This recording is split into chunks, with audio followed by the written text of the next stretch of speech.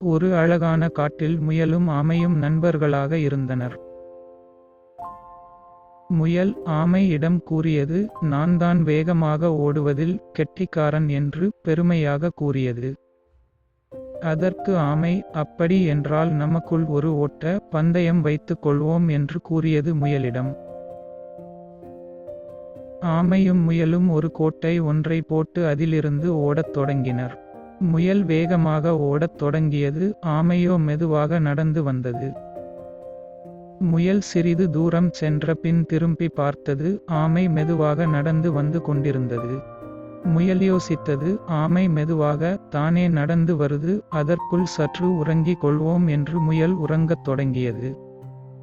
முயல் உறங்குவதை பார்த்த ஆமை வேகமாக நடந்து அடைய வேண்டிய தூரத்தை அடைந்தது. முயல் முழித்து பார்த்த பொழுது ஆமை கோட்டை தாண்டி வெற்றி பெற்றதை பார்த்து தலை குனிந்தது. முயல் தன் தோல்வியை ஒப்புக்கொண்டு ஆமையை மனதார பாராட்டியது.